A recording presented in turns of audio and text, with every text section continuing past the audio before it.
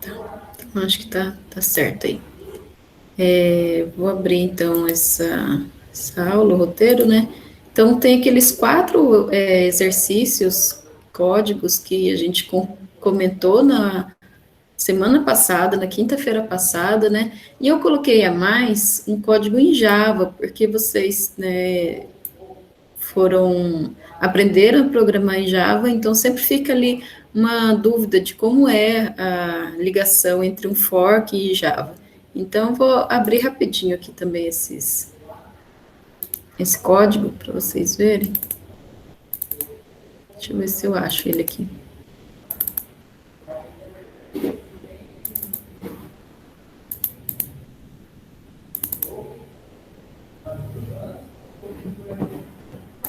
Esse aqui, né? Código pequenininho. Esse código aqui em Java, o que ele vai fazer é justamente criar um novo processo. Na última aula, a gente viu que se a gente estiver programando em C, ou se a gente quiser fazer uma chamada direta ao sistema, a gente chama a função fork. Em Java, a gente não chama a função fork, a gente usa uma classe chamada Process Builder. É um dos jeitos, tá, gente? É um dos jeitos mais simples, mais arcaicos, vamos dizer assim, de se criar um novo processo. Então, a gente declara, né, um Process Builder, passa aqui o argumento desse processo, porque o processo pode ser, por exemplo, um LS, que eu quero listar diretório, e a gente sabe que o LS pode receber alguns argumentos, ls-l, ls-la, então os argumentos podem ser passados também aqui em Java, e aí dou um start. Então veja que em C a gente só chama fork, e imediatamente depois há um segundo processo criado. Em Java a gente declara o objeto Process Builder e invoca o método start. E aí faz ali uma construção de para onde vai a saída padrão, a entrada, de onde vem a entrada padrão, né? Então, aqui é para ler o que você digitar do teclado. Então, você vai iniciar esse programa, ele vai ficar esperando você digitar algo do teclado, e quando você digitar, ele vai pegar esse comando que você deu e interpretar aquele comando como se fosse para disparar um novo processo. Então, se você criar aqui, você der um ls, ele vai criar um processo do tipo ls, tá? Então, veja que em Java a gente chama Process Builder, mas se a gente for olhar, o que acontece é que a declaração, a invocação desse método start aqui, o que ele faz lá na máquina virtual Java, é que a máquina virtual Java substitui essa invocação, essa chamada por um fork. Então, a máquina virtual Java faz o fork por nós. Então, Java tem essa camada aí, essa API de mais alto nível que está escondendo essa chamada ao sistema fork. Mas se vocês tiverem um computador, o Linux nativo aí na máquina de vocês, vocês podem instalar aquela ferramenta S-Trace, que justamente faz o traçado de todas as chamadas ao sistema realizado por um processo, e aí vocês podem dar um S-Trace Java OS Process. E aí vocês vão ver todas as chamadas que esse processo aqui, que cria novos processos, faz, tá bom? Então, é só fazendo um mapeamento aí entre os tipos de implementação. Deixa eu ver se vocês estão falando alguma coisa. Tudo quieto. Tá, vou dar uma corrigida na lista sim, Lucas, já vamos, só um pouquinho. Bom, então isso foi a aula prática, né? Então, passamos por aqui. E aí, vocês tinham que assistir a aula de rever a aula aqui de processos e fazer a lista, né? A lista tá aqui, ó.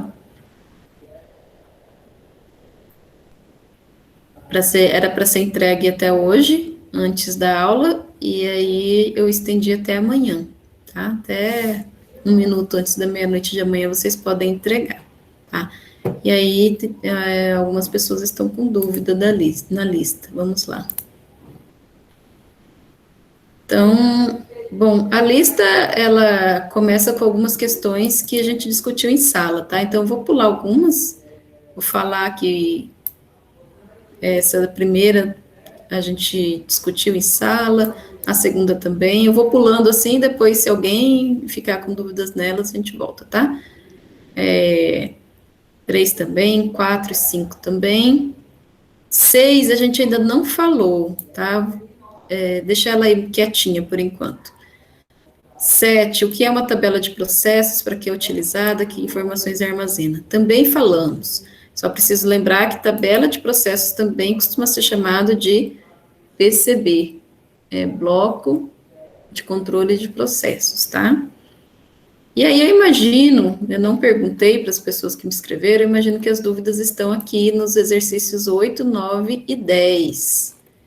É isso mesmo? Confirme para mim aí. Maria já falou que isso, Alice também.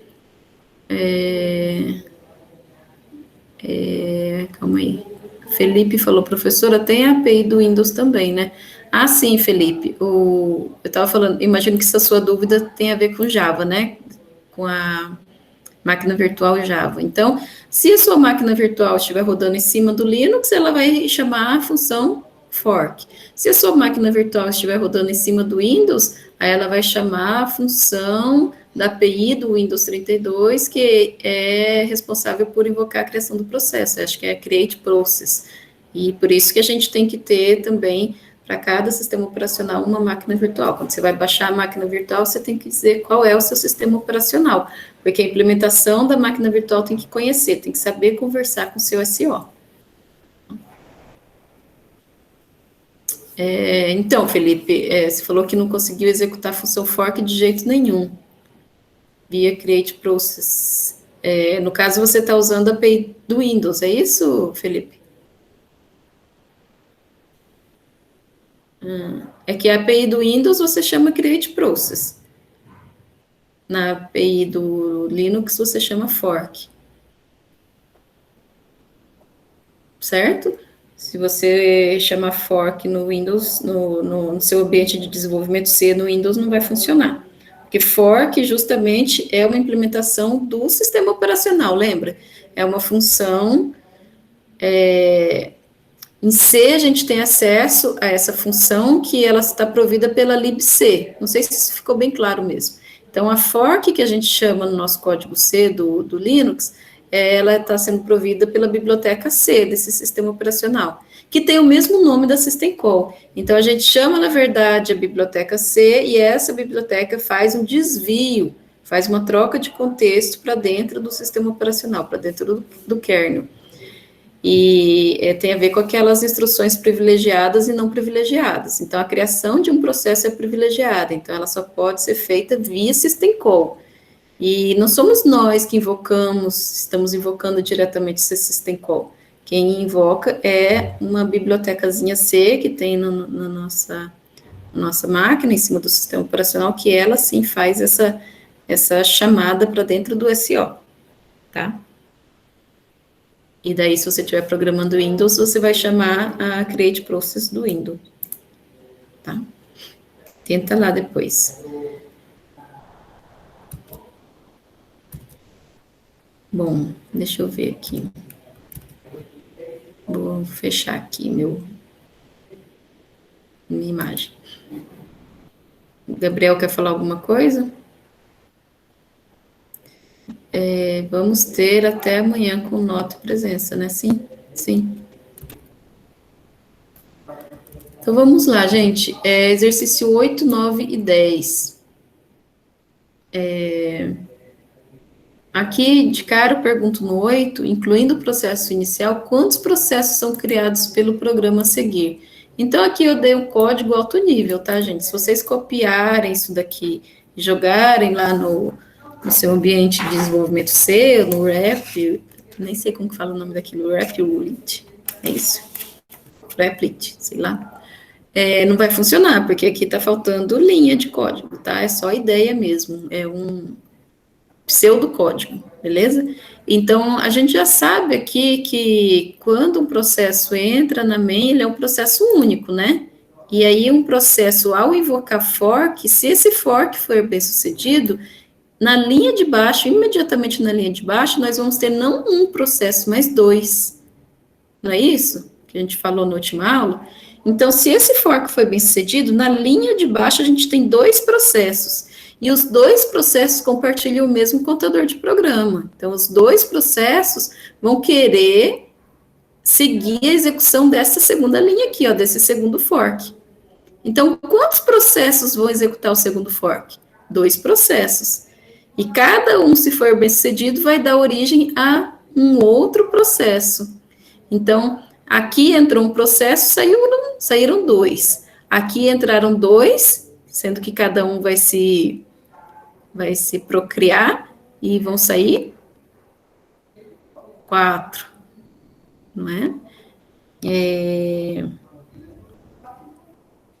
Calma aí, gente. Entrou um, saíram dois. Entrou dois, saíram 4. É isso. Só um pouquinho, também tô fazendo confusão aqui. 2. Então, aqui, ó, entrou um, saíram 2. Entraram 2, saíram 4.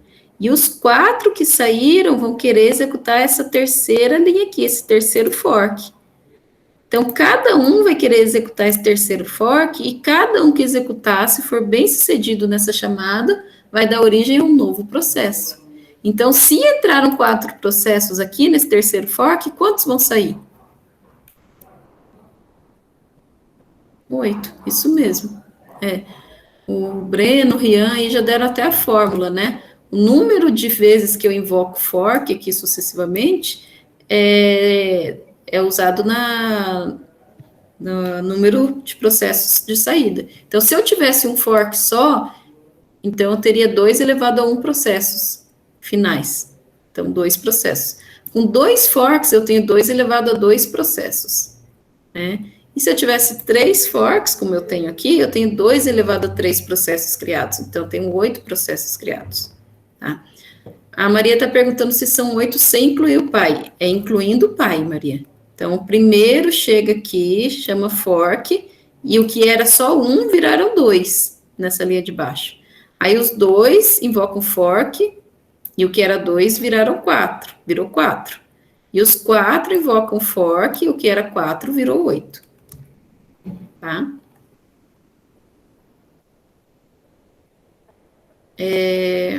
O pai, o Gustavo está perguntando se o pai é o processo iniciado com o SO. O pai é o processo que, quando você deu ponto barra o nome do processo para executar, é o processo criado pela main aqui, ó. É o primeiro, o processo que deu entrada aqui nessa main. Tá? Quando você disparou o código compilado, quando a gente executa um código, então ele cria um processo, é o processo que entrou na main, é o pai de todos. E daí, quando ele entrou na main e chamou o primeiro fork, antes do fork ele era um processo, depois do fork tem 2 linhas de execução, tem 2 processos, tem o processo pai e o processo filho. Só que o processo filho, ele é criado à imagem e semelhança do pai. Então, se o pai já passou por esse fork, isso quer dizer que o contador de programa dele está apontando para cá, ó, o segundo fork. E lembram que o contador de programa do filho é herdado do pai? É uma cópia do contador do pai. Então, se o pai está apontando como uma próxima instrução esse fork, o filho recém-criado também vai apontar para esse fork. Qual vai executar primeiro? Eu não sei.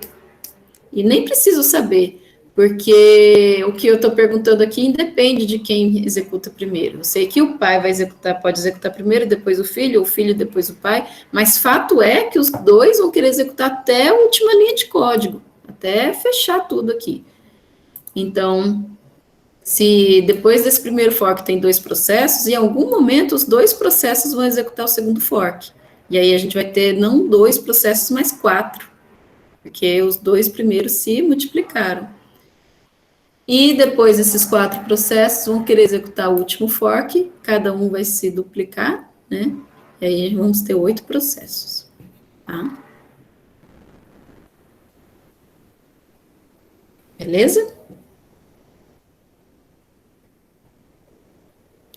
Ok. Vou seguir então, tá? Exercício 9. Usando o programa a seguir, identifique os valores de PID nas linhas A, B, C e D. E daí eu peço essas linhas, só que eu dou um valor já para o PID do pai e do filho. porque daí fica fácil de eu saber se a resposta de vocês está certa ou não. Então, o PID do pai, eu digo que é 2.600, e o PID do filho, eu digo que é 2.603. Então, vamos lá. Começou a main, tem aqui duas variáveis do tipo PID, e PID recebe o primeiro fork. Então, vejam, até que essa linha, antes do fork ser executado, eu tenho uma única linha de execução, tenho um único processo. Quando o fork é executado com sucesso, a gente tem dois processos, duas linhas de execução. O processo pai, que invocou o fork, e o processo filho recém-criado pelo fork. E a gente viu na última aula que para o programador saber qual processo está executando depois do fork, o Linux dá uma dica.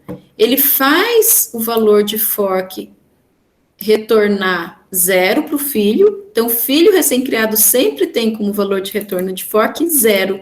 Então a gente testa depois, vê se o valor retornado é 0. Se for, a gente está no filho. Se não for, a gente está no pai.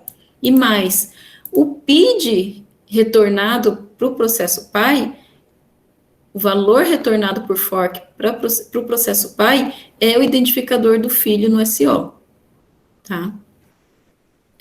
Então, vamos lá, já leio aí o chat.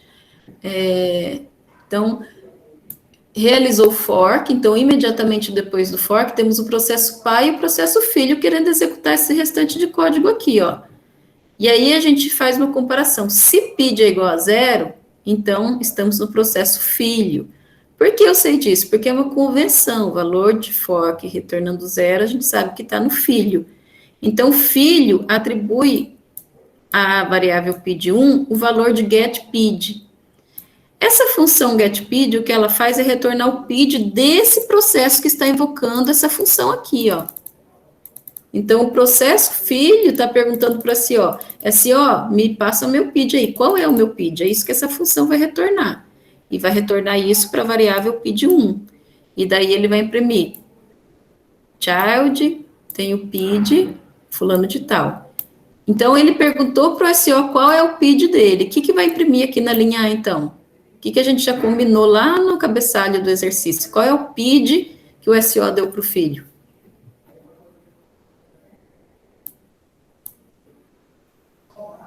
Olha só, tem uma confusão aí. Dentro do nosso programa, o fork retorna 0 ou o PID do filho para o pai. Mas esse valor 0 aqui, ele só existe dentro do nosso programa. Fora dele, para o SO, o PID do filho recém-criado não é 0, gente. O PID do filho recém-criado é um valor maior ou igual a 1 até 65.536, tá? Então, 0 é só um artifício que o SO dá para permitir que o programador manipule os códigos do filho ou do pai, tá? Quando a gente cria um novo processo com fork, esse processo vai receber um identificador que é maior do que 0, tá? Eu falei no exercício aqui qual é o identificador dele. Eu falei, ó, que suponha que os PIDs reais do pai e do filho sejam 2.600 e 2.603. Então, para o SO,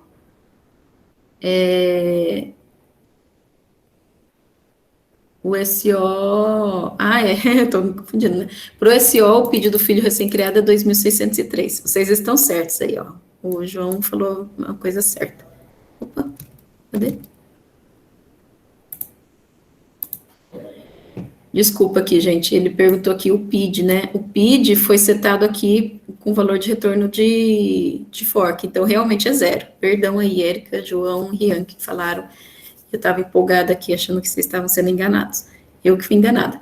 Agora, na linha de baixo, sim, aqui eu peço PID1. PID1, sim, foi armazena o valor de getPID. Então, aqui na linha B, sim, vai ser 2.603. Então, na linha A é o valor 0, na linha B, 2.603. Tá? Tá certo, né? Confere. Deu para entender aí o meu equívoco? Isso, Maria. O getPID retorna o valor real, tá? A função getPid, o processo que invoca essa função, no caso aqui o processo filho recém-criado, está perguntando para o SO qual é o identificador global dele no sistema, tá? Então, esse PID retornado por fork é o identificador local, ele só funciona aqui dentro do nosso códigozinho. Beleza, então. Vamos seguir, então. Então, se PID for igual a zero, estamos no filho. Caso contrário, estamos no pai. E estando no pai, o pai usa a mesma função getPid para pegar o identificador dele, do pai. Tá? Então, a função getPid pega o PID do processo que está invocando essa função. Aqui pegou o identificador global do filho, 2603, e aqui vai pegar o identificador global do pai, 2600. Viram? Então, PID1 vai guardar o valor 2600. E daí vamos fazer o print. O print F primeiro é o parent e vai querer imprimir o valor de PID.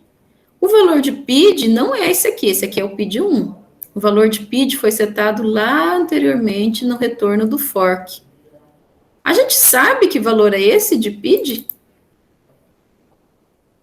O que a função fork retorna para o processo pai?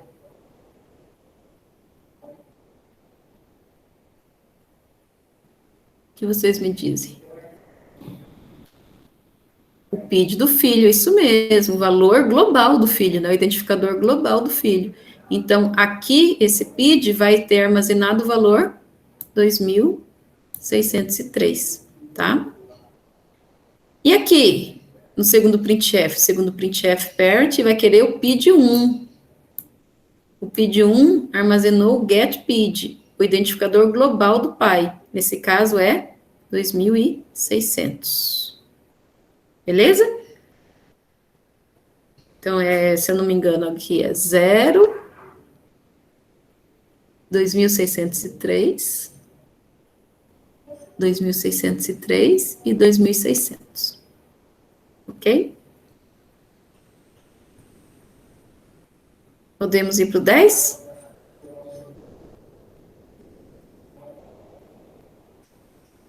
Sim?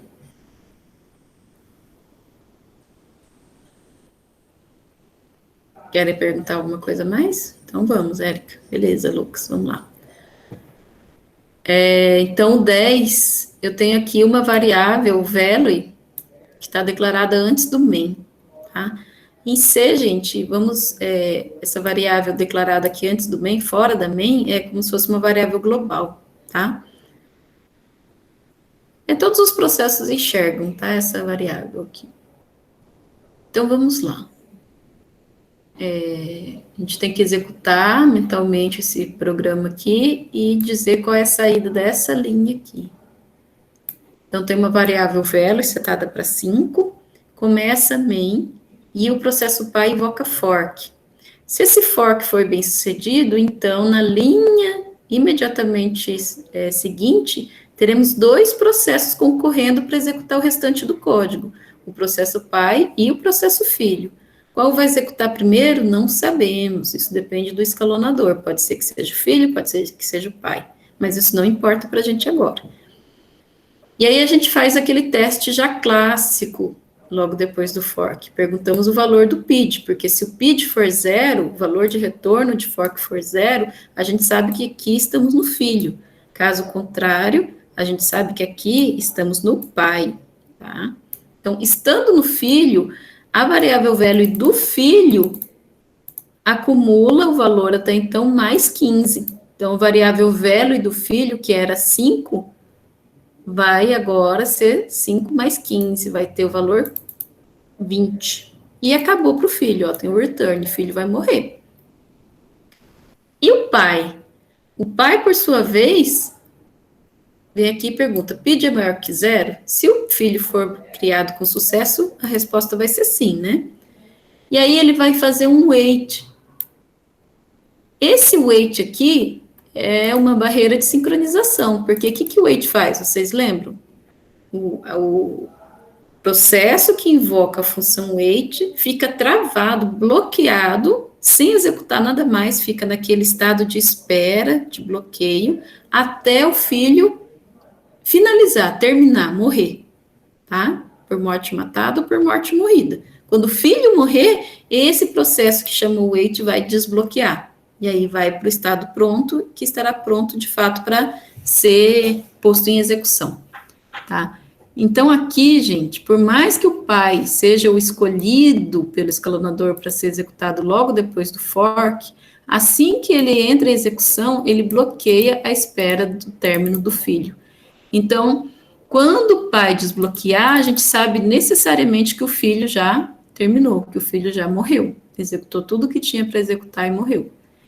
Então, depois desse wait aqui, esse printf, esse print, só vai ser executado quando o filho já tiver morrido.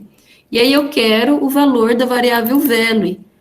Mas aqui, gente, nem importa se o pai esperou a morte ou não do filho, porque a variável value do pai é diferente da variável value do filho. Lembra que o filho é criado à imagem e semelhança do pai?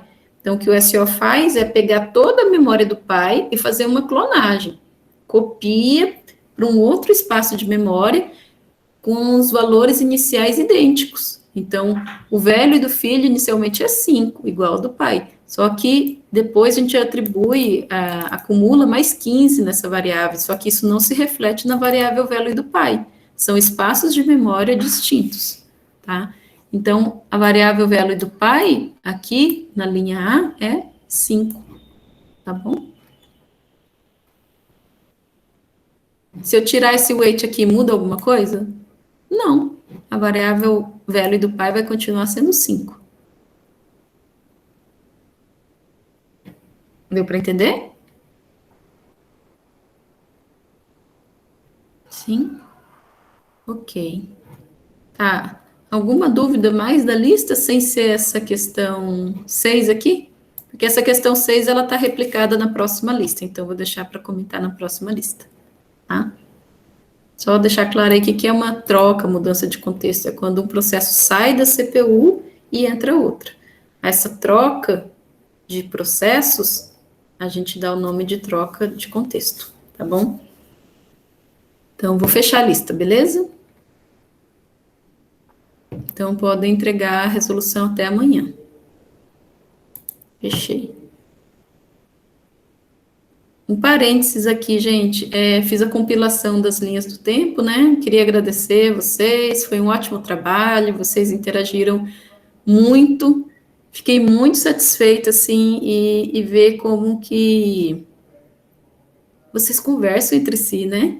Às vezes eu tenho a impressão que vocês não conversam, e ali vocês trocaram ideias, foi muito bom. Trabalharam em equipe de fato. Então, parabéns a quem conseguiu colaborar com o grupo, fez o trabalho em grupo, foi bem legal. Quem não fez também cumpriu a tarefa, né? Tá lá. Então, ficou joia. Vou usar nas próximas edições da disciplina, tá bom? Se vocês assim me permitirem.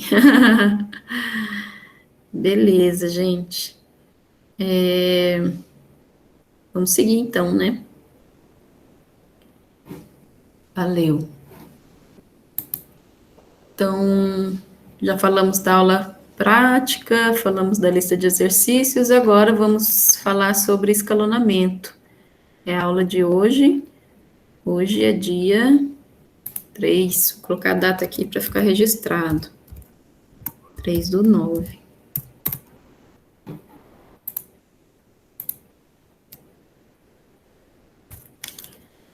Então, gente, a aula de hoje, ela é um pouquinho comprida. Já vamos começar às 4 horas. Se não der tempo, eu deixo alguma coisa remoto para a próxima aula, tá? Então, a gente vai começar a falar sobre escalonamento de processo. A gente já meio que sabe o que é escalonamento de processo, porque a gente viu aquele diagrama de transição dos processos entre os estados em execução, bloqueado e pronto. E a gente viu que a entidade do escalonador que escolhe qual processo sai da fila de pronto e entra em execução é o escalonador. Ele decide quem, quando e por quanto tempo, qual processo, quando e por quanto tempo fica na CPU, tá bom? Hoje a gente vai estudar como funciona melhor esse escalonamento e quais as regras que ele pode aplicar para fazer essas escolhas de quem entra ou sai da CPU, tá? Então, antes de falar, contextualizar o problema, na disciplina de sistemas operacionais, eu gosto de expor uma situação onde vocês estão num supermercado, né? Então, imagine que vocês estão no supermercado com um único caixa e há 5 clientes enfileirados para passar os itens da compra, né? Então, o primeiro cliente é um jovem com 30 itens, o segundo é um adulto com 150 itens, o terceiro outro adulto com 15 itens, o quarto um idoso com 20 itens e o último um outro adulto com 2 itens. Aí eu pergunto para vocês, né? Qual seria a ordem ideal de atendimento de acordo com a visão do jovem? Então, se vocês fossem, né, o jovem, qual seria a regra ideal de atendimento para vocês? O que vocês me dizem?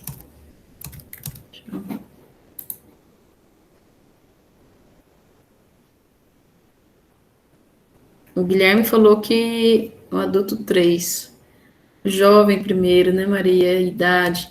Ó, se vocês sendo egoístas, assim, gente, sem se preocupar com educação, né?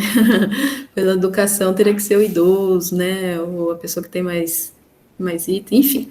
Se vocês fossem o jovem, pensando só em vocês, né, no bem-estar individual de vocês, vocês gostariam que o jovem fosse o primeiro a ser atendido, né? Ah, vocês chegaram primeiro, vocês foram o primeiro da fila, nada mais justo do que vocês serem os primeiros a serem atendidos, não é? Vocês concordam? É o exemplo egoísta, isso mesmo. Mas, se vocês fossem o idoso, aí vocês já concordam que a regra deveria ser alterada? De acordo com o ponto de vista do idoso, ou de acordo com a lei também, né, de prioridade, o idoso deveria ser o primeiro a ser atendido. Mas, se vocês fossem o terceiro adulto, vocês foram lá no atacadão comprar um leite com pão. Vocês têm 2 itens, tem um único caixa de supermercado e a fila está gigantesca. Vocês acham justo vocês serem os últimos da fila? Não, né? Sim. Mas estamos supondo que não tem caixa rápido, né? Estamos supondo que tem um único caixa. E daí, se vocês tivessem ido lá comprar um leite com pão, provavelmente vocês iam ficar pensando, puxa vida, podia ter um caixa rápido. Esse caixa podia se converter num caixa rápido, porque daí eu passava na frente de todo mundo. Vocês estão vendo que os objetivos são distintos? Na visão de cada cliente do supermercado, há uma política de atendimento diferente. E se vocês fossem o administrador do supermercado? Qual ordem vocês colocariam? Se vocês quisessem maximizar o número... Não quem tem o cartão. Se vocês quisessem maximizar o número de clientes que saem satisfeitos por hora do supermercado de vocês. Se vocês quisessem que na próxima hora saísse o maior número de clientes possível do supermercado, qual política que vocês adotariam? O menor número de itens, não é? Isso mesmo, porque o menor número de itens passaria mais gente na frente muito rapidamente, e daí o tempo que cada pessoa com aqueles poucos itens ficaria seria menor, e daí a vazão aumentaria. Vocês estão colocando outras regras aí, contratar mais caixas, está fora de cogitação. Professora, mas isso vai gerar uma... Desculpa. Eu quero que vocês concluam que não dá para ter uma política que agrade a todo mundo, vocês concordam? Mesmo a política de caixa rápido, ela maximiza o número de clientes que saem, né, no intervalo de tempo, mas ela deixa alguns clientes bastante insatisfeitos, não é? Qual cliente que fica insatisfeito com uma política dessa, de quem tem menos itens passa na frente? Aquela pessoa que foi fazer a compra do mês, né? Que tá cheia de itens no carrinho. E daí ela fica bem decepcionada, né? Então vejam que não tem uma política que vai agradar todo mundo, né? É uma política que vai ser otimizada para determinados objetivos, critérios. Robson, é isso mesmo. Então, se a gente priorizar quem tem mais itens, sempre gera um gargalo para quem tem muitos itens, e eles nunca vão ser atendidos. Então, não é uma boa ideia implementar um caixa assim. Qual é a melhor solução, então? Aí, gente, vai depender do quanto o supermercado quer gastar com caixa, porque se ele puder gastar uma quantidade, um bom montante com caixas, então ele abre vários caixas, né? E aí a pessoa chegou e já é atendida, independente do número de itens que ela tem na cesta, não é? Aí depende também de qual é o perfil dos clientes, né? É um supermercado onde as pessoas vão comprar poucos itens, é um supermercado que as pessoas vão fazer a compra do mês, ou dá de tudo, então, nesse caso, o administrador pode fazer um número X de filas de caixa rápido e outros para prioridade e outros gerais, né? Então, pode fazer uma mistura aí. Então, não tem uma resposta correta. Pois é, o Felipe está falando isso. Então, no sistema operacional, é a mesma coisa, gente. O sistema operacional precisa implementar regras de escalonamento. Ele precisa olhar para aquela fila de processos que estão prontos para executar, que tudo que eles desejam é entrar em processamento, né, ter um processamento, mas qual regra adotar?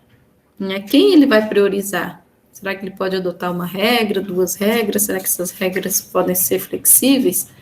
Ele sempre vai conseguir satisfazer todos os usuários, todos os processos? Não. É o mesmo caso do supermercado, né?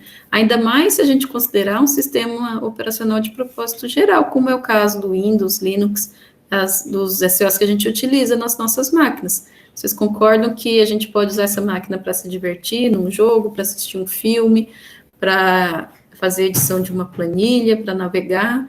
E cada um desses processos tem um perfil diferente, uma necessidade diferente de processamento. É como se uns tivessem uma necessidade pequena, como se fosse uma pessoa que tem poucos itens no carrinho, e o outro que tivesse uma grande necessidade de processamento, como se fossem as pessoas com muitos itens no carrinho. Como que o SO vai tratar a política de escalonamento? Ele vai priorizar quem precisa de pouco processamento ou quem precisa de muito processamento? Então, são muitas variáveis, né, a serem consideradas e não tem um escalonamento ideal.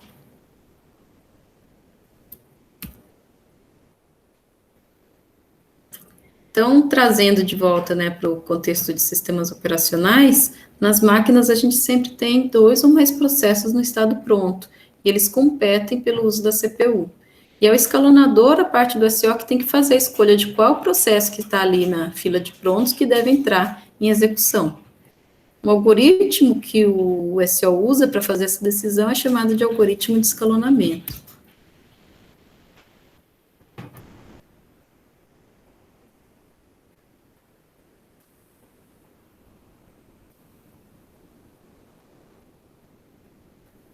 Então, se a gente está imaginando, né, que nossa máquina tem uma única CPU, então um único processo executa por vez. Então, um processo fica no estado em execução e os demais ficam ou no estado bloqueado ou à espera da execução na fila de prontos, né? Qual processo vai sair dessa fila primeiro, na próxima vez que a CPU ficar ociosa, né? Por quanto tempo?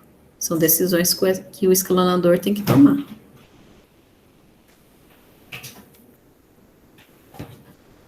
Quando o escalonador decide parar de executar um processo para dar lugar para o outro, ele precisa tirar um processo de execução do processador e pegar um outro processo que estava na fila de pronto e colocar ele em execução. A essa troca de processos a gente chama de chaveamento, uma troca de contexto, troca de processos, chaveamento de processo. Essa troca de processo de execução é uma tarefa bastante custosa, porque ela envolve atualização de registradores, o estado e tempo de CPU do processo que está saindo da CPU precisa ser atualizado na tabela de processos. A tabela de processos daquele processo que estava em execução precisa ser inserida na fila de prontos. Então, o processo estava em execução. Saiu, então, a estrutura de dados que guarda todas as informações importantes daquele processo precisa ser inserida naquela fila de prontos. Aí vai ser inserida onde? Na cabeça, no final, no meio, onde ela vai ser inserida, vai ser determinado pela política de escalonamento. A memória cache também precisa ser invalidada com dados do processo que está entrando em execução. Então, essa tarefa, essa troca de processos é custosa. Então, o algoritmo de escalonamento, ele tem que evitar trocas de processos desnecessários. Só que essa troca de processos não pode ser também executada no intervalo de tempo muito grande. Não pode ser executada a cada 1 segundo, por exemplo.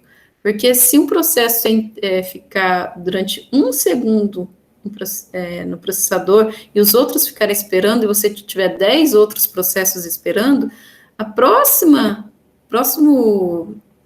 vez que esse processo que está saindo da CPU voltar a entrar em execução vai ser em 10 segundos. Então, durante 10 segundos, seu processo vai ficar travado, sem progredir na execução. Isso é ruim. Então, esse chaveamento, ele não pode ser feito com muita frequência, mas também não pode ser feito com pouca frequência. Qual é a taxa ideal? Aí vai variar também.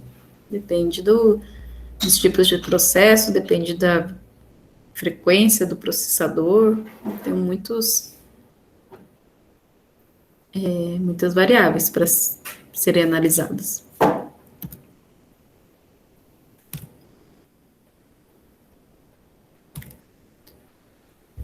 A gente já viu que os processos podem ser caracterizados como CPU intensivos ou limitados por CPU, que em inglês são chamados CPU bound, ou processos limitados por entrada e saída, chamados de I/O bound. Em geral, os processos tendem a ficar mais limitados por entrada e saída. Então, com frequência, o processo entra na CPU e depois pede entrada e saída. Quanto mais limitado por entrada e saída, menos esse processo usa de CPU. Lembram da última aula, penúltima aula que a gente teve? Então, se um processo é limitado por entrada e saída, então ele usa pouca CPU, isso quer dizer que eu preciso executar muitos processos ao mesmo tempo, entre aspas, para que o uso da CPU seja otimizado, para que o uso da CPU fique mais próximo de 100%.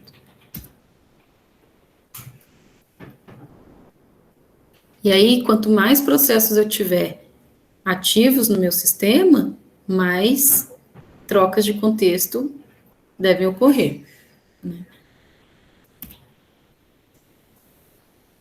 Quando que o escalonador entra em ação? Primeiro, quando se cria um novo processo, né? Então, todas as vezes que a gente invoca um fork, que um fork é invocado diretamente por nós ou pela máquina virtual Java, por exemplo, ali está surgindo uma nova linha de execução, e ali o escalonador precisa decidir quem que vai continuar a executar. Será que é o pai?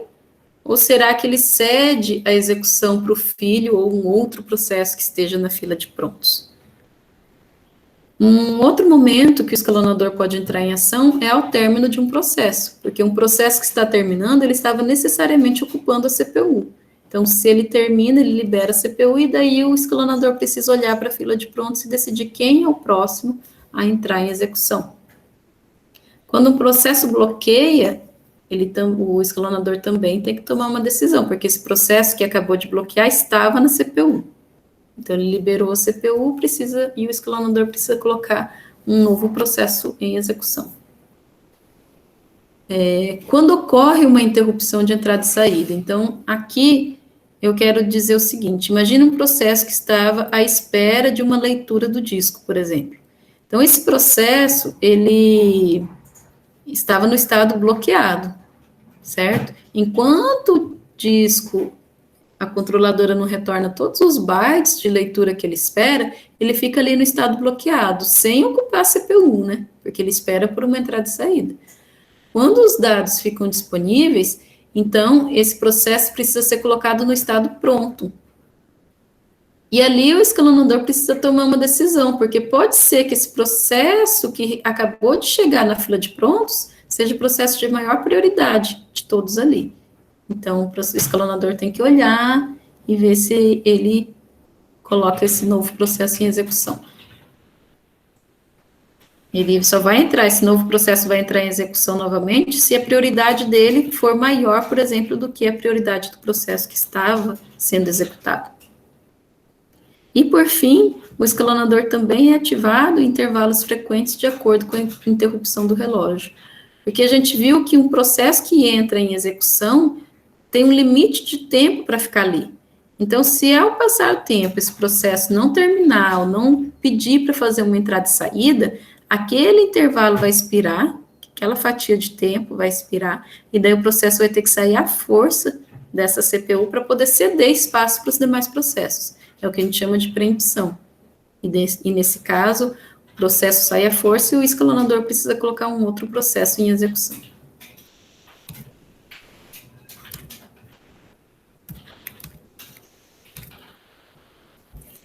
Beleza, então. A gente acabou de falar sobre preempção, né? Então, vamos ver o que exatamente é um algoritmo preemptivo ou não preemptivo.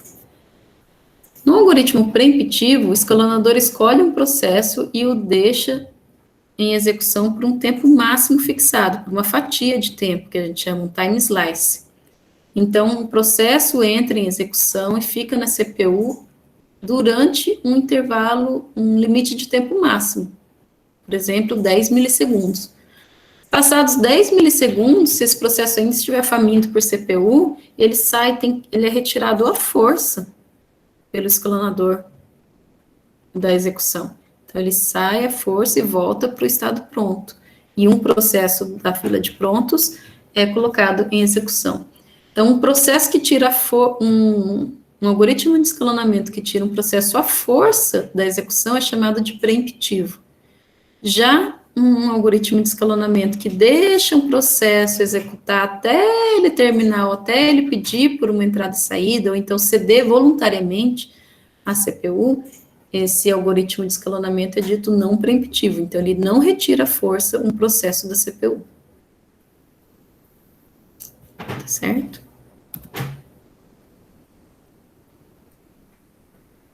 Para cada tipo de ambiente, são necessários diferentes tipos de algoritmos de escalonamento.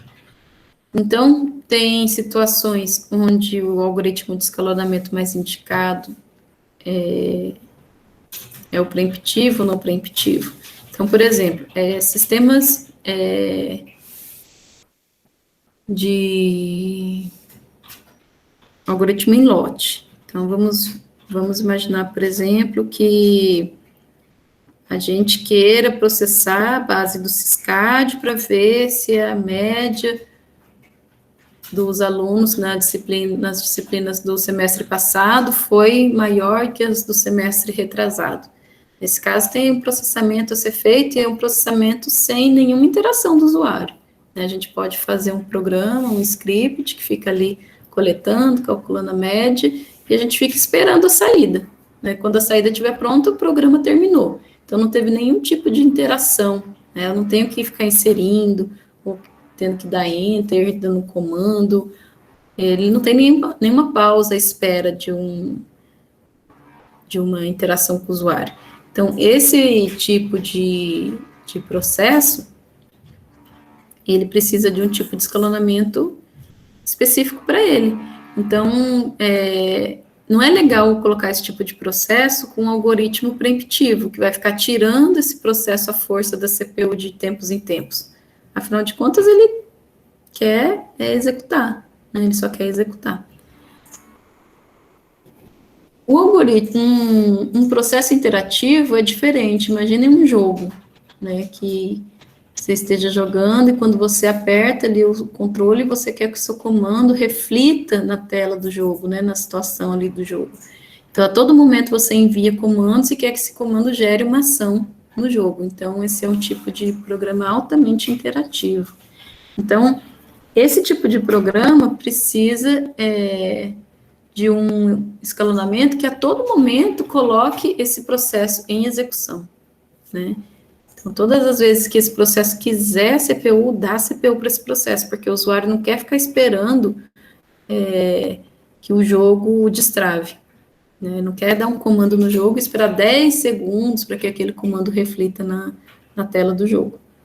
E temos também os algoritmos de tempo real que também precisam de processamento todas as vezes que uma determinada tarefa precisa ser executada.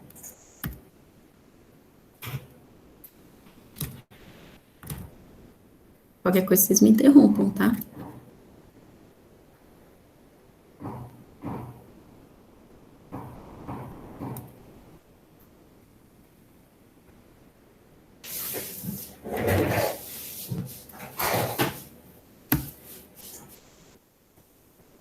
Os algoritmos de escalonamento têm alguns objetivos gerais desejáveis. Por exemplo, o critério de justiça. Então, o algoritmo de escalonamento precisa ser justo com todos os processos, sem esquecer processos na fila de prontos. Não é igual um caixa de supermercado, né? O caixa não pode ir dando preferência para os idosos ou para o caixa rápido e esquecer de quem está ali com muitos itens no carrinho, por exemplo. Além disso, os algoritmos de escalonamento devem otimizar o uso de algumas partes do sistema. Por exemplo, o CPU ou disco. Então, sempre que possível, o algoritmo de escalonamento deve colocar processos em execução a fim de que a CPU trabalhe todo o tempo, não fique ociosa. Porque se tem processos, né, no sistema, esses processos precisam da CPU para terminar. E não faz sentido deixar a CPU ociosa.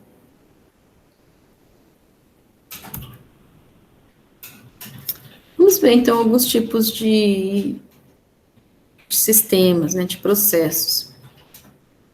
Em sistemas em lote, onde não há interação com o usuário, é interessante maximizar a vazão. Ou então, minimizar o tempo de processamento total, que a gente chama de turnaround time.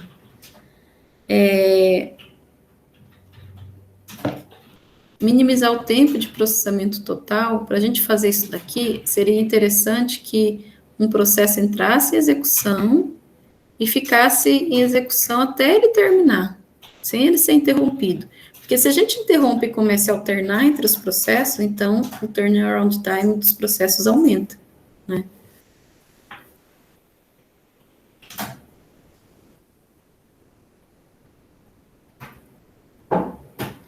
Nos sistemas interativos, a gente quer minimizar o tempo de resposta, minimizar o tempo que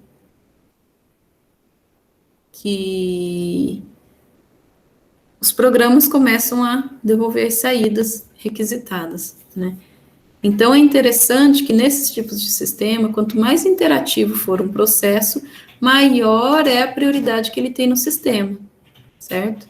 Então, quanto mais interação, mais rápido esses processos têm que chegar até a CPU quando necessário, para que eles não fiquem travados e para que o usuário não perceba esse travamento. Porque se ele é interativo, isso quer dizer que o usuário está ali do outro lado da tela, esperando que as ações tenham já a resposta processada. E, por fim, sistemas de tempo real. Em sistemas de tempo real, as ações precisam ser processadas, né, as respostas precisam ser geradas dentro de um prazo fixo, de tempos em tempos, né? Há o critério de previsibilidade. Então, quero que a cada 10 segundos o braço do robô desça para parafusar a porta do carro. Então, nesse caso, é preciso cumprir esse prazo, porque senão uma tarefa pode deixar de ser desempenhada com sucesso. Vamos ver, então, os algoritmos de escalonamento mais clássicos. Os dois mais simples de se implementar e de se entender são first come, first served, que é um FIFO, né, o primeiro que chega é o primeiro que sai, e o shortest job first, que é como se fosse o caixa rápido, né, os processos que precisam de menos processamento passam na frente. Então, no FCFS, há uma única fila de processos prontos, e as tarefas são executadas na ordem que chegam, e só saem da CPU ao bloquearem para entrada e saída. Então, vejam, as tarefas são executadas na ordem que chegam, e só saem da CPU ao bloquearem para entrada e saída. Então, uma tarefa entra na CPU e permanece lá até que ela voluntariamente, né, até que ela peça por uma instrução de entrada e saída. Então, nesse caso, o FCFS é preemptivo ou não preemptivo? Ele retira a força no processo da CPU ou não? Não preemptivo, isso mesmo. Ele não retira o processo à força da CPU. O processo tem que sair porque fez uma entrada e saída ou voluntariamente, cedendo a CPU. Beleza. Quando um processo bloqueado torna-se pronto, ele é posto no final da fila. Então, ele volta para o fim da fila. Tá? A vantagem desse algoritmo é que ele é fácil de entender, fácil de programar, é justo, né? Porque um processo, quando chega no final da fila, ele sabe exatamente o tempo que ele vai demorar para chegar na CPU, e evita starvation. Starvation é a espera indefinida de um processo pelo uso da CPU. Então, starvation, se a gente fosse traduzir, seria inanição. Seria um processo que está ali morrendo de fome, que a CPU, mas não tem. Por quê? Porque todas as vezes que ele está ali na fila, que ele é quase que o próximo a ser executado, chega um novo processo que tem maior prioridade e passa na frente dele. No caso do FCFS, isso não acontece. Um processo recém-chegado vai necessariamente para o final da fila. Então, não há starvation no FCFS. Então, ele é um algoritmo justo. A desvantagem desse algoritmo é que ele não garante um bom tempo de resposta e não tem boa vazão. E é como se fosse um supermercado sem caixa rápido, né?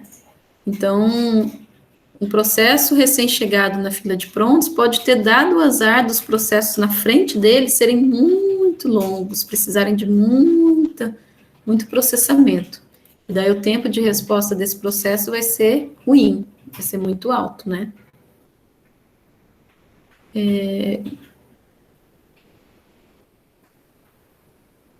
Aqui tem um exemplo aqui, depois eu falo dele, porque esse aqui é mais fácil eu desenhar. Não preparei um desenho. Depois vocês leem, a gente pode tirar dúvida, caso vocês tenham alguma dificuldade de entender.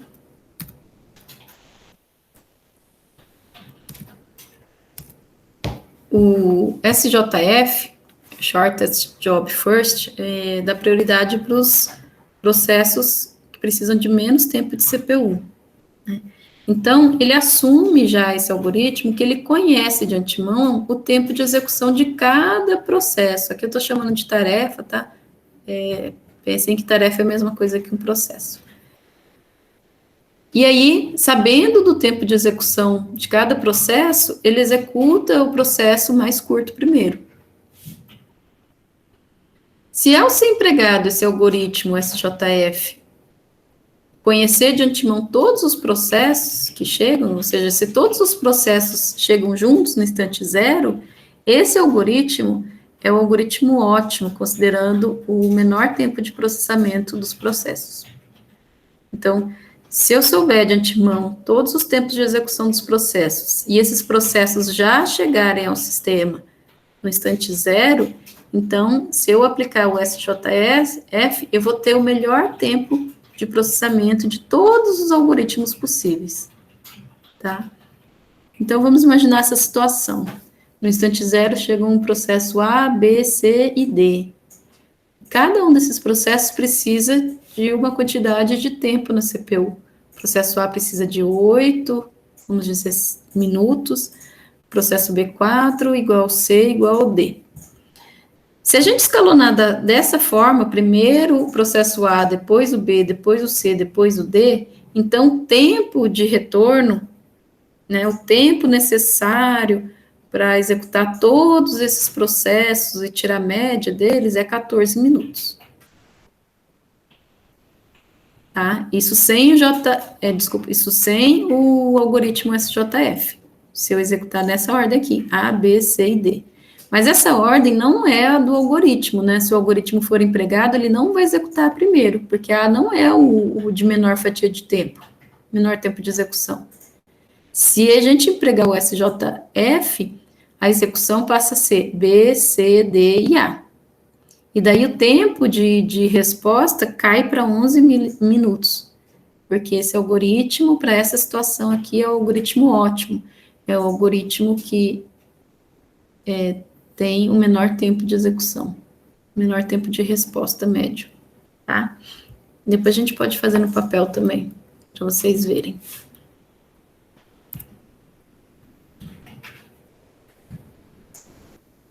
E quando as tarefas não estão disponíveis no instante zero, simultaneamente? Daí o SJF não é o algoritmo ótimo, tá bom? Nem sempre ele gera o menor tempo de... Deixa eu ver como traduzir aqui. Tempo de execução que eu traduzi? Tempo de processamento, turnaround time.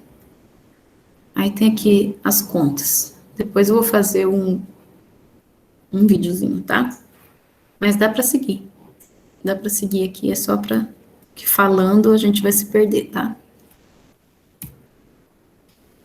Um outro escalonamento por chaveamento circular ou por prioridade, são escalonamentos indicados para sistemas interativos, sistemas que têm uma grande interação com o usuário. Vamos entender por quê. Primeiramente, vamos falar do algoritmo round-robin, que é o algoritmo de chaveamento circular. É um algoritmo bem antigo e bastante usado, porque ele também é fácil de implementar e justo. De acordo com esse algoritmo, cada processo recebe uma fatia de tempo na CPU, que a gente chama de quantum. Caso não tenha terminado, dentro da fatia de tempo, o processo é preemptado após essa fatia terminar. Então, vamos imaginar que um processo entre na CPU, que o quantum dos processos, de acordo com essa política, é de 10 milissegundos. Passados esses 10 milissegundos, se o processo que estava lá na CPU não tiver saído voluntariamente ou requisitado uma entrada e saída, então o escalonador vai lá e retira à força o processo da CPU e volta ele para a fila de prontos. Então, esse algoritmo, o round-robin, ele é um algoritmo preemptivo, tá? Ele retira à força o processo da CPU. Agora, se um processo recebeu uma fatia de tempo, um quantum, e terminou antes dessa fatia acabar, um novo processo é escalonado e um novo quantum se inicia imediatamente. Tá? Então, vamos ver um exemplo. Vamos imaginar que a gente tem essa fila aqui de processos, B, F, D, G, A. E o processo que está na CPU é o processo B. Então, ele vai ficar lá por uma fatia de tempo, por um quanto? Vamos dizer 10 milissegundos. Então, começa um cronômetro, né, 10 milissegundos. Quando esses 10 milissegundos acabarem, o escalonador vai lá e retira a força e põe ele no final da fila. E depois a cabeça da fila que vai entrar em execução.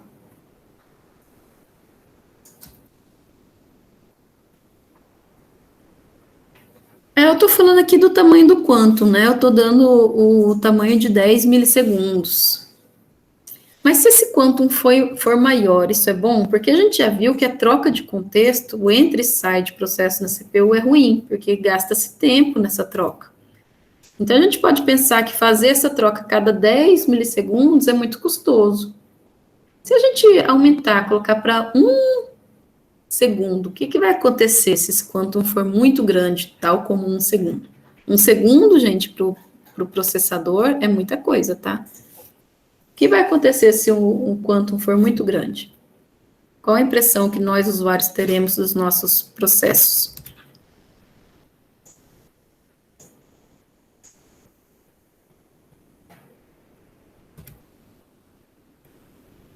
Já te respondo aí, João. Deixa eu só terminar aqui a ideia do quantum grande. Se o quantum usado no round robin for muito grande, o que vai acontecer? Lentidão, né, João? Isso mesmo. Os processos interativos que tinham que responder rapidamente não vão conseguir processar a quantidade de dados devida. E daí eles vão começar, se for um filme, por exemplo, vai começar a ter aquela sensação de que está tudo lento, né? Ou então uma sessão de fotos ao invés de um filme. Ou então, se for voz, vai começar a picotar as vozes.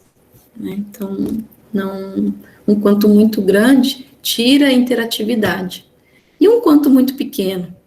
Se o quanto for muito pequeno, e aí, se o quanto for muito pequeno, a gente vai realizar uma grande quantidade de troca de contexto desnecessária. Então, a gente vai gastar muito tempo na troca de contexto e pouco tempo, reduzir a quantidade de tempo dedicada a processamento útil.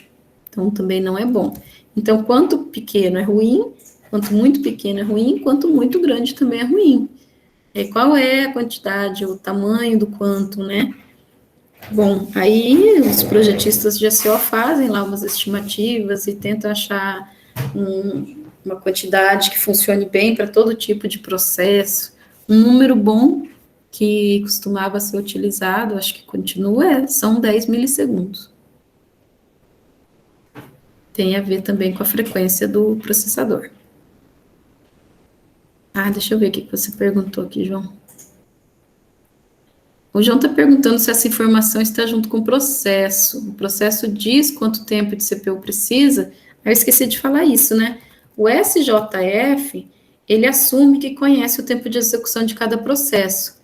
Mas essa informação, gente, ela não existe. Quando a gente executa um processo na nossa máquina, a gente não sabe, não tem ideia de quanto tempo vai demorar para executar o processo, né? Às vezes, depende dos dados de entrada, às vezes depende de uma variável aleatória, randômica, bom, não tem como saber. Então, o algoritmo SJF, ele é um algoritmo que a gente não consegue implementar na vida real.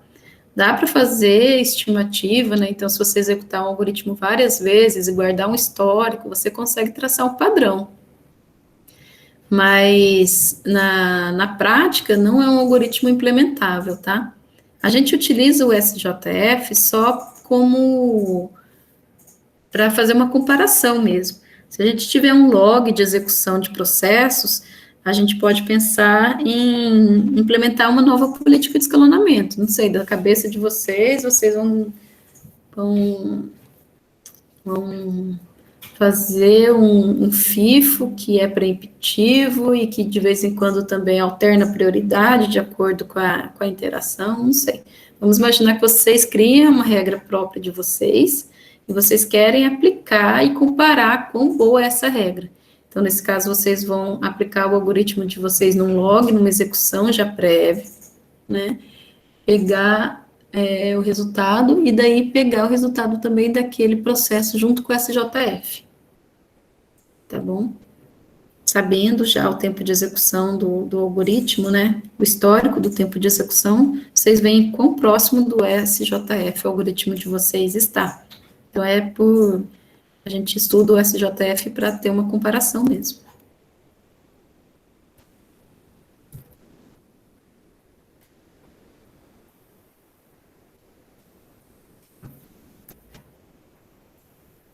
Onde que eu estava? Estava aqui, né?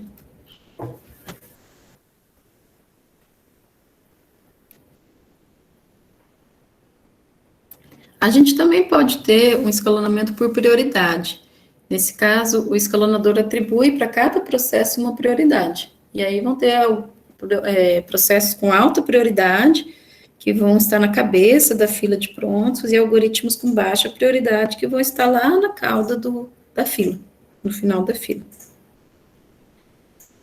Um daemon de um correio eletrônico, um processo que fica ali dormente, que de vez em quando ele vai até a minha caixa de e-mails para ver se chegou um processo, uma mensagem nova e apitar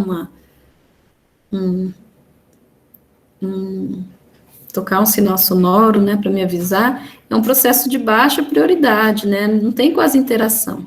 Então, um algoritmo escalonamento baseado por prioridade, pode ver que esse processo tem uma baixa interação e daí dá uma baixa prioridade para ele. Agora, pode ser que processos que tenham baixa prioridade no sistema fiquem sempre no final da fila, né? É igual caixa rápido, que dá prioridade para os clientes que têm poucos itens passarem na frente dos outros que têm muitos itens. Pode acontecer dos clientes que têm muitos itens nunca serem atendidos. A mesma coisa com processos que têm baixa prioridade no sistema. Eles ficam no final da fila e pode ser que no momento eles são próximos a serem escolhidos, não tem ninguém com mais alta prioridade. Mas instantes antes dele ser escolhido, chega um processo com alta prioridade e passa na frente dele. Então, esse processo de baixa prioridade pode estar sofrendo aquilo que a gente já viu que chama starvation, inanição. Ele tem chances de entrar em execução, mas por uma determinada situação ele nunca entra, né? Ele fica ali esperando.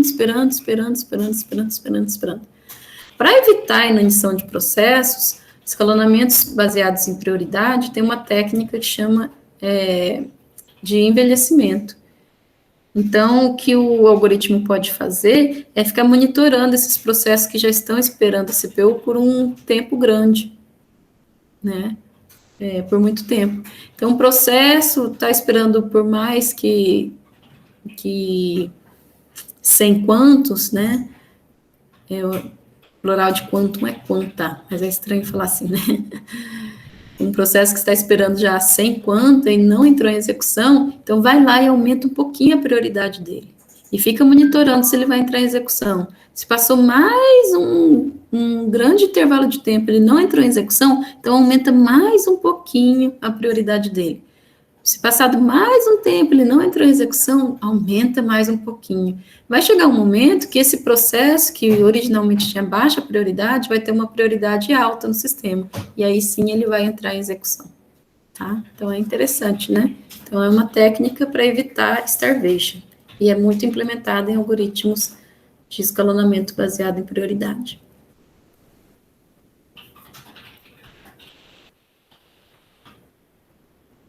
As prioridades, elas podem ser atribuídas estática ou dinamicamente. Então, quando a gente dispara um processo no Linux, esse processo recebe uma prioridade estática. Mas o escalonador fica monitorando justamente o quão interativo esse processo é. E quanto mais interativo for um processo, maior é a prioridade dinâmica que o escalonador dá para esse processo. Na ideia de que ele está aprendendo a característica desse processo, que no primeiro momento ele não sabia, e ele está vendo que ele é muito dinâmico, e daí ele aumenta a prioridade a fim de reduzir o tempo de resposta desse processo, tá certo? Por isso a prioridade é inversamente proporcional ao uso de CPU. Quanto menos CPU um processo usa, maior a prioridade. Por quê? Porque quanto menos CPU um processo usa, mais entrada e saída ele está fazendo. Se um processo está fazendo muita entrada e saída, isso quer dizer que ele é muito interativo, e a prioridade dinâmica dele tem que aumentar.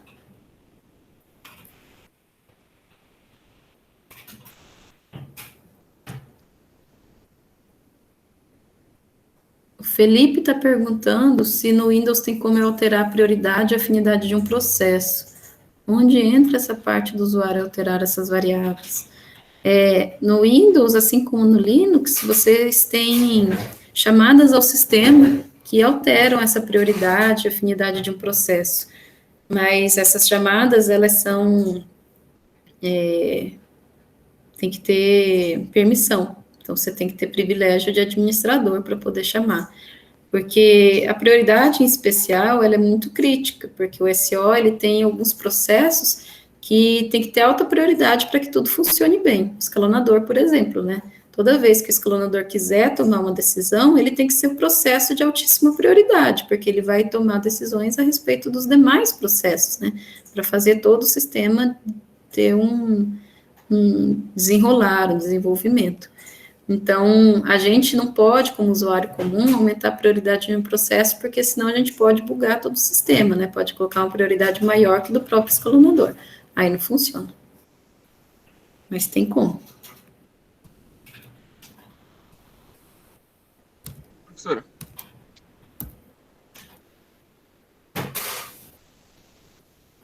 É comum também a gente fazer algoritmos que têm várias filas de prioridade. Então, a gente pode pensar, por exemplo, em um algoritmo em que um processo, quando é iniciado, ele é iniciado aqui, com prioridade mais alta. Então, ele entra na CPU rapidamente, e aí, quando ele sai da CPU pela primeira vez, ele cai de prioridade. Aí ele vai demorar mais tempo para voltar na CPU, porque a CPU, o escalonador vai dar prioridade para esses processos que estão aqui na primeira fila. Quando ele voltar a executar, ele vai cair de prioridade novamente. Então, esse escalonador aqui, ele daria mais CPU para aqueles processos novos, com a ideia, pensando o seguinte, é um processo novo. A chance de um processo precisar de pouco tempo de processamento é muito grande. Então, quando o processo chegar, já dá logo a CPU para ele, porque a chance dele entrar em CPU e terminar seu processo a menos no sistema é grande. Se o projetista pensar assim, ele pode implementar, então, essa fila 4 como a de maior prioridade. Tá? Poderia ser o inverso? Poderia. Um processo recém-chegado vai ter baixa prioridade, e com o passar do tempo, quando o escalonador perceber que esse processo de baixa prioridade está esquecido, ele vai aumentando a prioridade, fazendo aquela técnica do envelhecimento. Ficou esquecido de novo? Então, aumenta a prioridade, assim por diante. Se vocês lerem o livro lá, o nosso livro-texto, vocês vão ver que existem outros algoritmos, filas múltiplas, próximo processo mais curto, escalonamento por loteria. Gente, não precisa ler todos esses algoritmos, não. O que vocês precisam entender é o que é o escalonamento, o que é a troca de contexto, quais critérios o escalonador pode usar nas suas decisões, se o quantum deve ser pequeno, se o quantum deve ser grande, quais as vantagens e desvantagens das políticas vistas, e entender essas políticas que a gente viu, porque elas são as mais básicas. A gente pode, claro, fazer combinações entre elas. A gente poderia ficar estudando aqui dias e dias, porque cada um teria uma ideia, a gente ia discutir. Não é isso que a gente quer. A gente estuda a First Come, First Served, SJF, Round Robin, prioridade, porque elas são mais básicas e elas são acadêmicas, tá, gente? Não adianta vocês estudarem aqui essa política e achar que o escalonador do Linux emprega uma delas. O escalonador do Linux é muito mais complexo, ele emprega uma política de prioridade, uma prioridade dinâmica, que ele vai tentando aprender o perfil, as características de cada processo. É por isso que nas nossas programações a gente viu que cada hora a saída dos nossos programas muda, né? Então, a gente não deve assumir nada a respeito do escalonador, a gente não deve entender como esse escalonador funciona, a gente deve ser cético, assim, ignorar totalmente e implementar os nossos programas concorrentes com boas práticas de programação. Quando a gente quiser uma certa ordem na execução, a gente deve usar as primitivas de sincronização da linguagem que o sistema operacional provê, certo? Então, gente, esses algoritmos aqui, eles são acadêmicos, tá? Não são os algoritmos que os SEOs implementam de fato.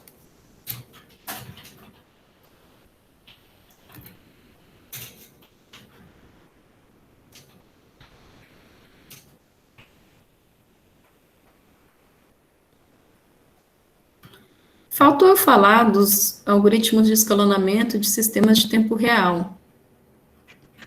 Nesses sistemas, o tempo tem uma função essencial, né? Por exemplo, na monitoração de pacientes em UTI, é preciso que a cada, minuto haja monitoramento dos batimentos cardíacos, porque senão o paciente pode morrer, né? Então, é um sistema de tempo real crítico. Nesses sistemas, o escalonador deve trabalhar com processos, um número finito de processos bem conhecidos, Então, todos os processos que executam ali naquele sistema operacional devem ser conhecidos de antemão e deve ser conhecida a característica desses processos também. De forma que o escalonador saiba que quando precisar, por exemplo, rodar o programa que monitora, que faz a leitura de todos os sinais vitais do paciente, que essa leitura possa acontecer, por exemplo, dentro de 1 segundo. Porque se extrapolar o limite máximo, pode acontecer danos. Então, em sistemas operacionais de tempo real, a gente fala, a gente classifica esses sistemas como escalonáveis ou não. Um sistema de tempo real é escalonável se todas as tarefas que devem ocorrer dentro de um período de tempo, se a execução de todas essas tarefas podem acontecer dentro de um período de tempo limite, de um tempo limite. Então, por exemplo, imaginem um sistema que eu tenha 3 processos, P1, P2 e P3, e que P1 precisa ser executado a cada segundo, assim como P2 e P3. Então, a repetição desses processos, vamos imaginar que é a leitura dos sinais vitais, né? A leitura dos sinais vitais do paciente precisa ser feita a cada segundo. Só que o processo P1 para executar a cada segundo, ele executa durante 100 milissegundos. Então, ele requer aqui 10% daquele segundo só para processar P1, né? Então, a CPU estaria ocupada para processar P1 durante 10% do tempo. P2 é diferente, a cada segundo ele requer 500 milissegundos de processamento, ou seja, P2, na existência dele, ele gasta metade do tempo de CPU, 500 milissegundos de 1000 milissegundos, que 1 segundo tem 1000 milissegundos. E P3 é o mais CPU intensivo. A cada segundo ele requer 800 milissegundos de processamento. Então, ele ocupa 80% da CPU.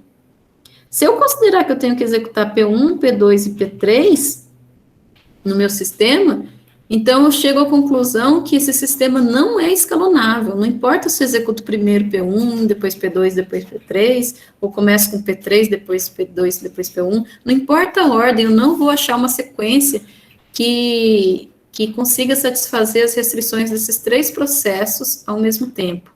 Um deles vai extrapolar, ou 2 deles vai extrapolar. Tá? Como que eu sei isso matematicamente? Eu pego as necessidades de cada um, né? Então, eu somo 100 com 500 com 800 e divido por 1000. Esse valor tem que ser menor ou igual a 1. Então, dá 900, 1.400 dividido por 1000. Não é menor ou igual a 1, isso quer dizer que esse sistema não é escalonável. Como que eu posso tornar esse sistema escalonável? Eu posso colocar, por exemplo, um outro processador. Daí eu vou ter que toda essa soma tem que ser menor ou igual a 2, o que de fato é, né? E aí sim o sistema seria escalonável.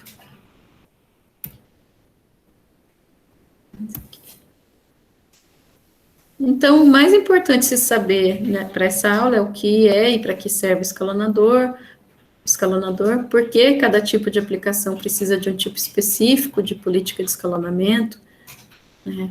As vantagens e desvantagens de cada uma das 4 políticas abordagens e o que são sistemas escalonáveis. Tudo isso está no capítulo 2, então o capítulo 2 também é um capítulo extenso, filtrem lá um pouco do que vocês... Filtrem, na verdade, o que vocês não querem ler, né? A gente já falou aqui de criação de processos, que estava nesse capítulo, estamos falando agora de escalonamento, então tem uma parte aí de escalonamento que foge um pouco da aula, e aí vocês não precisam estudar tudo que há ali, tá bom? É isso, gente. Alguma dúvida?